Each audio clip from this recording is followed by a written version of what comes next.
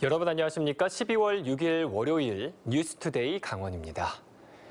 일주일간 강원도의 하루 평균 확진자가 처음으로 100명을 넘어서면서 중환자 병상도 포화 상태에 이르렀습니다. 강원도에 따르면 최근 일주일간 강원도의 하루 평균 확진자는 101명을 기록했고 확진 판정을 받고 치료 중인 환자도 1000명을 넘어섰습니다. 이에 따라 중환자 병상은 또다시 36개가 모두 사용 중으로 포화 상태를 보이고 있고 전체 병상 가동률은 83% 수준입니다. 오늘부터 강원도에서 사적 모임이 8명으로 제한됩니다. 중앙재난안전대책본부는 단계적 일상회복 시행 이후 코로나19 확진자 증가세가 가파르고 오미크론 변이의 지역 확산 우려가 높아지자 사적 모임 제한 기준을 강원도를 포함한 비수도권은 현행 12명에서 8명으로 축소했습니다. 영업시간 제한 조치는 이번에 적용되지 않고 마스크 착용이 어려운 식당과 카페에서는 미접종자 1명까지 방역 패스 예외를 인정합니다. 하지만 학원과 PC방, 영화관 등 실내 다중이용시설에는 방역 패스를 확대 적용합니다. 한편 이번 조치는 오늘부터 4주 동안 시행됩니다. 내년 2월부터 만 12세 이상 청소년에게도 방역 패스가 적용되자 반발 여론이 잇따르고 있습니다. 중앙재난안전대책본부에 따르면 내년 2월부터 청소년이 식당과 PC방, 독서실뿐 아니라 학원을 갈 때도 백신 접종 완료 증명서나 PCR 검사 음성 확인서가 필요합니다.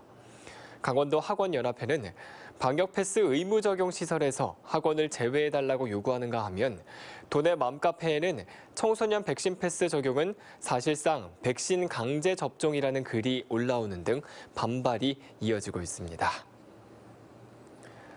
전국적으로 커피의 소비량이 늘어나면서 커피 찌꺼기 처리 문제도 고민거리가 되고 있습니다.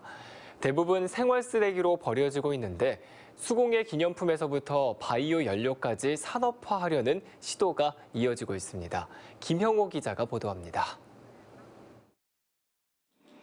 강릉시 초당동에 위치한 한 사회적 일자리 기업입니다.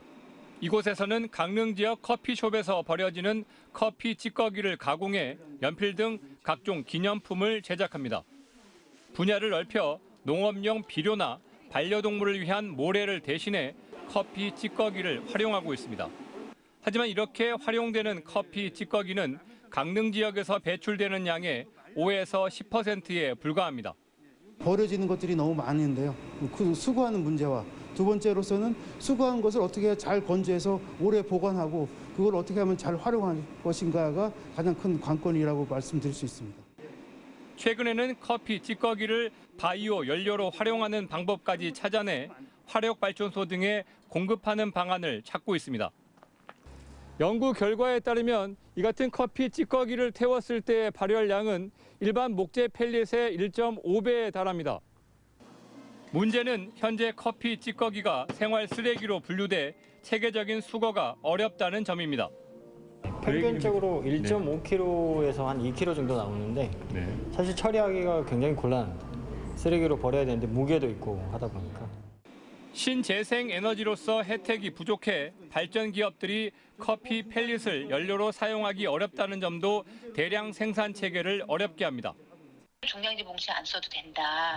쓰레기 많이 안 나온다. 이렇게 홍보를 하고 그렇게 분리 배출할 수 있도록 하고 강릉 같은 경우는 제가 볼 때는 구축할 수 있을 것 같고 대도시 위주로 이런 것들을 구축하는 게 좀.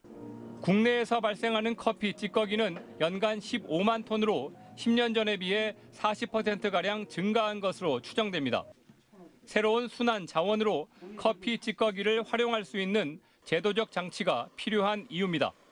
MBC 뉴스 김영호입니다.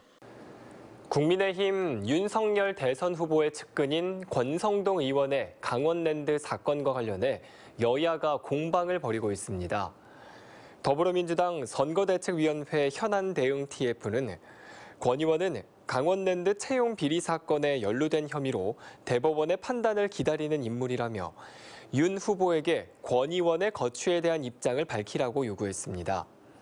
이에 대해 권 의원은 SNS를 통해 1, 2심 전부 무죄를 받은 사건으로 인신공격을 하는 것은 정치의 금도를 넘는 것이라며 선대위를 흔들기 위한 비열한 정치 공작을 중단하라고 맞섰습니다.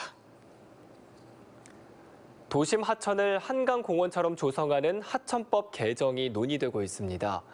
원주 갑 이광재 국회의원은 오늘 전국 도심 하천 국가 관리로 한강처럼을 주제로 한 토론회를 개최하고 관련 전문가와 자치단체 관계자들이 참석한 가운데 도심하천 관리의 문제점과 지속 가능한 관리 방향에 대해 논의한다고 밝혔습니다.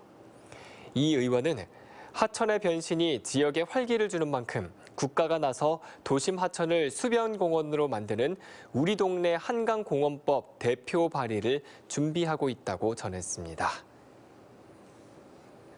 해외 사이버 범죄 조직을 추적하던 강원경찰과 국정원이 해외에 개인정보가 유출된 4만여 명의 명단을 확보했습니다.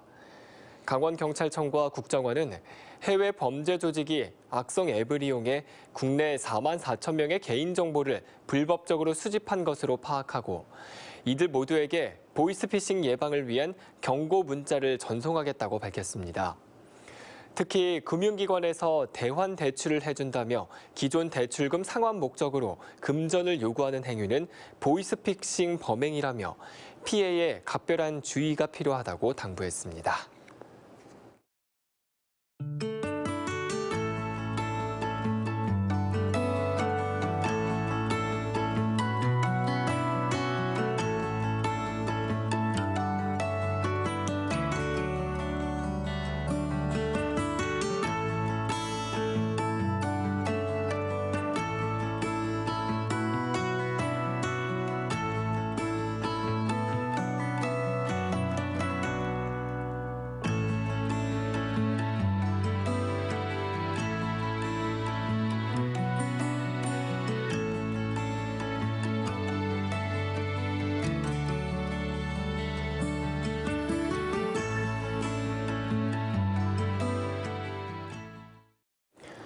강원 도민의 평균 연령이 전국에서 세 번째로 높은 것으로 나타났습니다.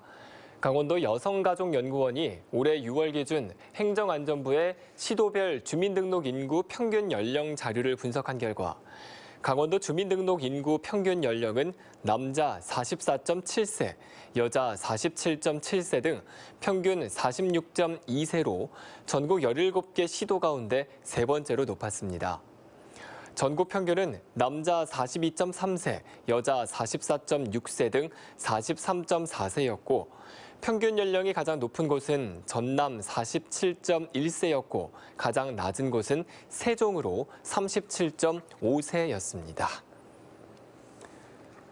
강원도가 코리아 세일 페스타와 연계해 지난 10월 15일부터 11월 30일까지 펼친 강원 세일 페스타를 통해 32억 5천만 원의 매출을 달성했다고 밝혔습니다. 강원마트 할인 기획전, 전통시장 라이브 커머스, 강원 곳간 할인 특판전 등 온라인에서 28억 원의 매출을 거뒀습니다. 대형마트 수산물 대축전, 전통시장 페이백 이벤트, 진품센터 전품목 할인 행사 등 오프라인에서는 4억 5천만 원을 달성했습니다. 강원도는 매출이 지난해보다 2배가량 늘어나 단계적 일상회복과 맞물리는 시기에 맞춰 소비 진작 효과가 컸던 것으로 분석했습니다. 러시아 극동 지역의 수출 시장 개척을 위한 다양한 마케팅 활동이 펼쳐집니다.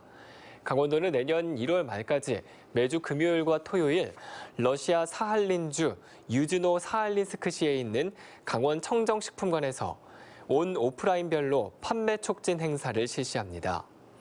이번 행사에는 지난 10월 말 입점한 강원도 식품 수출 기업 11개사가 중심으로 30여 개 제품에 대한 상품 정보를 전달할 예정입니다. 이상으로 뉴스투데이 강원을 마칩니다. 함께해 주신 여러분 고맙습니다.